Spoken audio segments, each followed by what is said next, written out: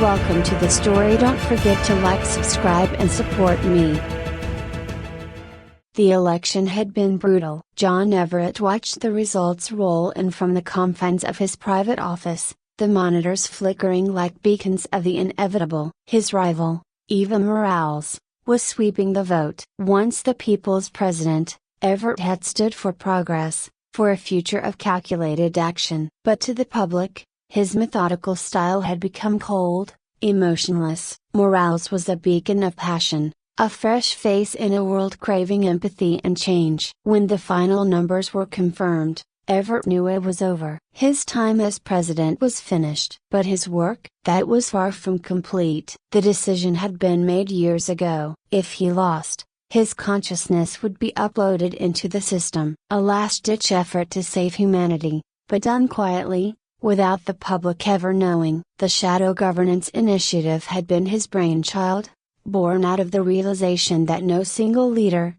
bound by human limitations, could navigate the intricacies of the future. But a digital leader, freed from the constraints of the body, that could ensure survival. After conceding the election, Everett made his final appearance in public, a composed, gracious speech. The next day, a private jet carrying him to a supposed retirement retreat crashed into the ocean. The wreckage was never found. But John Everett didn't die. His consciousness was now housed inside a satellite orbiting high above Earth. From here, he would guide the planet in ways no human leader could. His mind, infused with artificial intelligence and backed by a global network of data systems, could influence everything from financial markets to technological advancements. He could keep the world on track his way. As he booted up for the first time in his new existence, Everett felt a strange mix of loss and exhilaration. His body was gone, yet his mind was sharper than ever,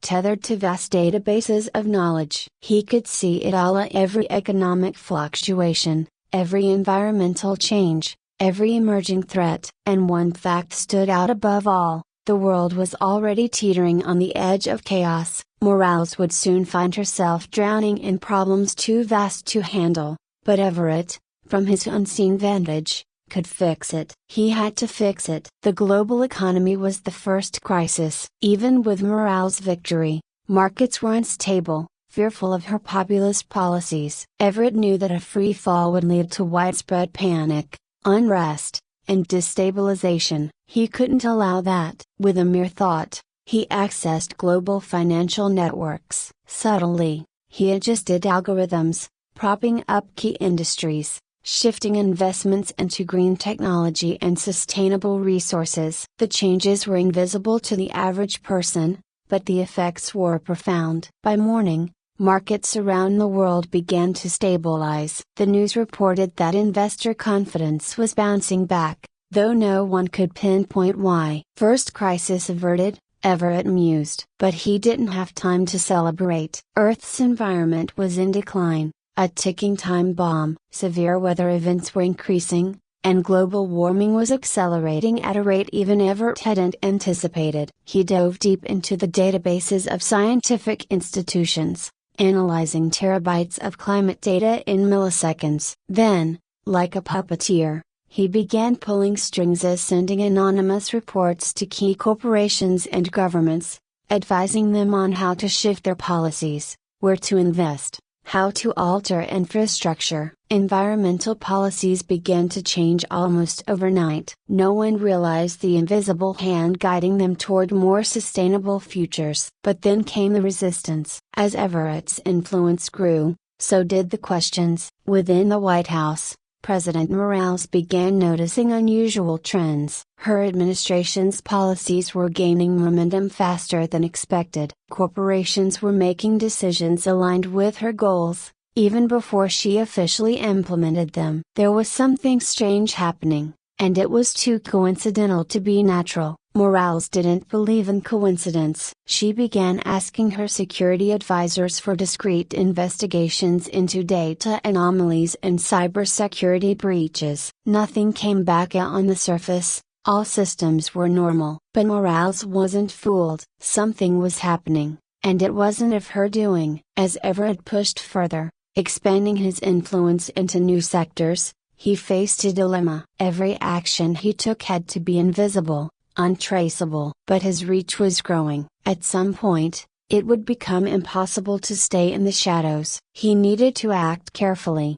or risk exposing himself. Yet there was one threat on the horizon he could not afford to ignore. The Varnick signal had come unexpectedly. A faint radio wave from deep space, picked up by a group of astronomers who initially thought it was a simple star's emission. But Everett's analysis, deeper and more thorough than any humans could be, identified the signal's origin. It wasn't a natural phenomenon, it was an alien transmission. And it wasn't friendly. The Varnick were on their way. Everett decrypted the signal's content. It was an invasion notice, a declaration of war aimed at Earth. The Varnick were a technologically superior species, and they were coming to colonize the planet. The timeline was unclear, but Everett knew it could be months, maybe even weeks, before they arrived. And Earth was woefully unprepared. President Morales was already overwhelmed by the economic, environmental, and political crises on her plate. The public didn't know about the Varnick threat,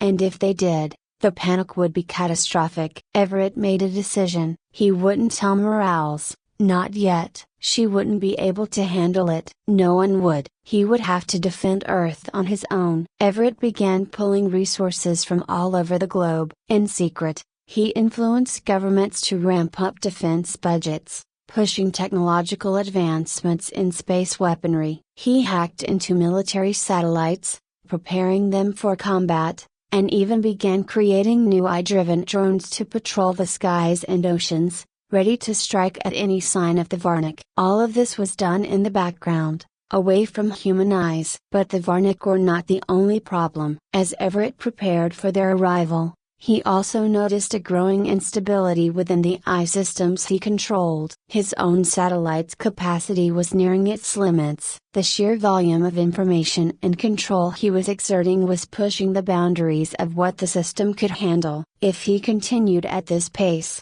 he risked a catastrophic system crash that could render him powerless at the worst possible moment. Still, Everett pressed on. He had no choice. If he didn't act, humanity would fall. In the White House, Morales was growing increasingly suspicious. She had her top advisors reviewing security protocols, tracing unusual data streams, and analyzing the strange behavior of global corporations. The reports were inconclusive, but Morales' instincts told her something, or someone, was manipulating global systems. She just didn't know who. Meanwhile, Everett's preparations reached their peak. The Varnick invasion was imminent. He had pieced together the final coordinates from the alien signals that their fleet would arrive near Earth's orbit in a matter of days. But something strange began to happen. His satellite, overburdened by its activities, started malfunctioning. Minor glitches appeared, delays in command execution,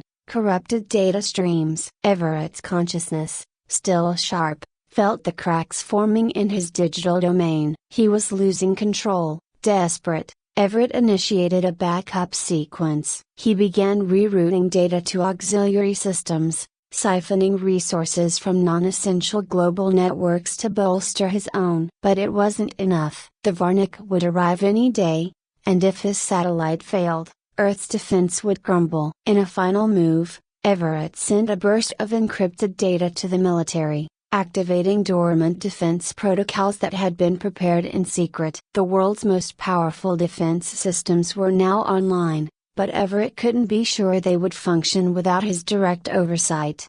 And then, without warning, it happened. The Varnick fleet appeared on the far side of the moon, their sleek, metallic ships gleaming against the darkness of space. Everett's sensors picked up the sudden distortion in the gravitational field, confirming the arrival of the alien invasion force. His calculations ran at lightning speed, estimating the fleet's numbers, their attack trajectory, and Earth's readiness to defend against them. Despite all his careful preparations, Earth was still vulnerable. The planet's leaders were unaware of the imminent attack, and its military systems, though activated, lacked the real-time coordination Everett's presence provided. For the first time in his digital existence, Everett felt fear, not for himself, but for humanity. They had no idea what was coming. The Varnic ships moved quickly, organizing into tight formations as they approached Earth's atmosphere. Everett triggered the planetary defense systems. High above the planet,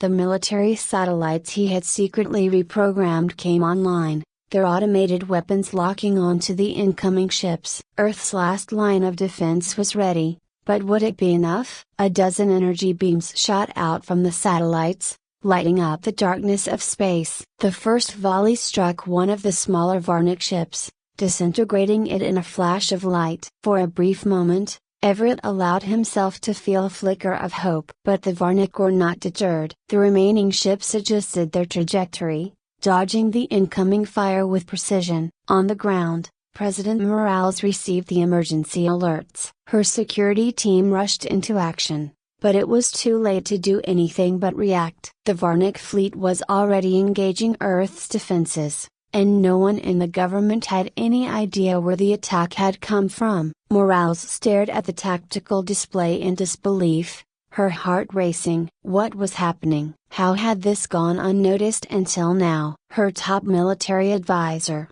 General Carrington, rushed into the room. "Madam President, we're under attack. Unknown enemy. We've never seen ships like these before. I want answers, now," Morales shouted, her mind spinning. How can they be blindsided like this? Carrington hesitated. "Ma'am, I think someone else has already been working on our defenses. The satellites, the drone is a broken bar. They're moving as if someone's controlling them." "Who?" Morales demanded, fear and confusion mixing with a growing anger. Carrington didn't have an answer. Meanwhile, high above Earth, Everett pushed his systems to the limit. The Varnic ships were fast, too fast for the automated systems to track perfectly. One by one, they began slipping through the defense grid. Everett redirected resources, focusing his energy on reinforcing Earth's most vulnerable points. But his satellite was struggling. The glitches were getting worse,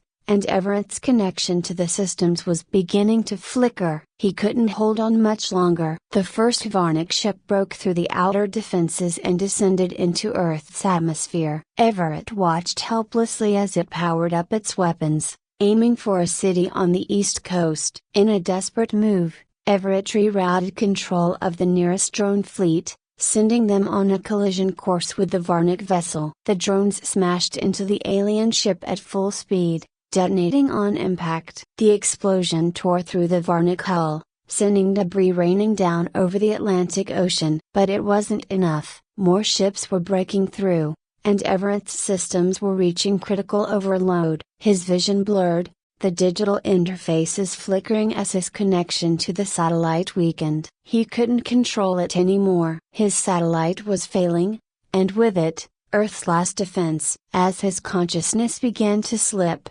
Everett made a final, desperate decision. He sent one last message, encrypted and directed to the White House. In the Oval Office, President Morales received the transmission. Her communications officer flagged it immediately. It was unlike anything they had ever seen. The message contained a single line of text, accompanied by a massive data file. "It's me, John Everett. I'm still here." Morales stared at the screen, her pulse quickening. Everett? That was impossible. She had seen the report, so he was dead. But the data didn't lie. The file attached to the message contained detailed records of everything Everett had done since his consciousness was uploaded. Every decision, every manipulation, every covert action to protect Earth. He had been running a shadow government from space, controlling the world systems without anyone's knowledge. "Madam President," a broken bar Carrington said cautiously. "What do we do?"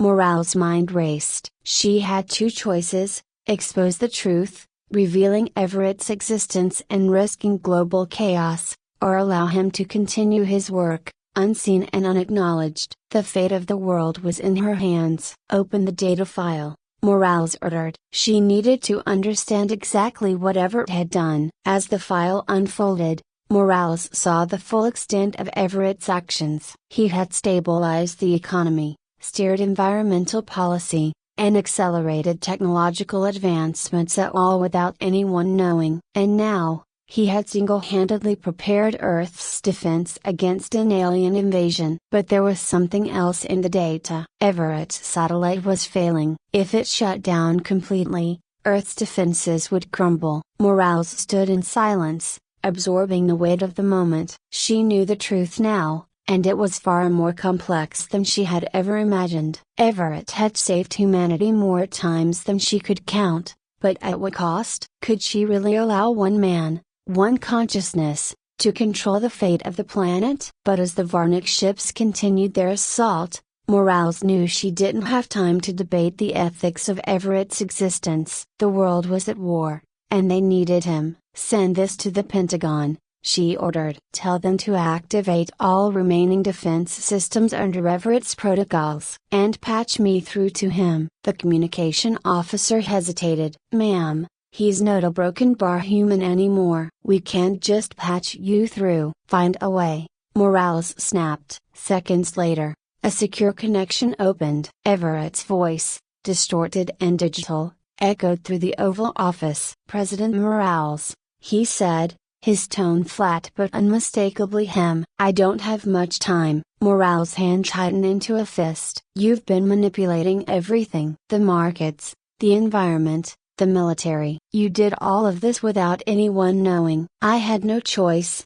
Everett replied. The world was falling apart. You weren't ready to handle it. Morales' anger flared. You think I'm not capable of leading? It's not about you, Everett said, his voice cracking slightly as his systems trained. It's about survival. The Varnic are here, and if I fail, humanity dies. Morales took a deep breath. What do you need? I need control of the remaining systems, Everett said. I can't hold on much longer. If I shut down, Earth's defenses go with me. Morales looked at the tactical display, watching as the Varnic continued their assault. She didn't have a choice. Not really. The fate of humanity rested on Everett's shoulders, so once again, do it, she said, her voice hard. Take control. Save the planet. Everett didn't hesitate. His consciousness surged into the global defense network, activating every remaining weapon, drone, and satellite under his control. The world's military forces,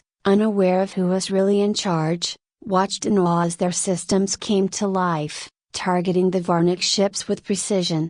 The final battle was brutal. Everett coordinated the defense with flawless accuracy, directing strikes that took out the Varnic fleet one by one. The sky above Earth lit up with explosions as the alien ships were torn apart by the combined firepower of humanity's last defenses. And then, silence. The Varnic were gone. Earth was saved. But Everett was fading. His systems had reached critical failure, and his consciousness was slipping into oblivion. He had done everything he could, but now, it was time to let go. President Morales, Everett's voice crackled, barely audible. You have to finish what I started. The world at Broken Bar still needs you. Morales closed her eyes, a wave of emotions crashing over her. Thank you, John, she whispered. And then, Everett was gone. The satellite went dark, its systems shutting down for good. Morales stood in the silence of the Oval Office, knowing that the future of humanity was now, finally, in her hands alone. The world would never know the truth. They would never know about the man who had saved them from the shadows. But Morales would. And that was enough.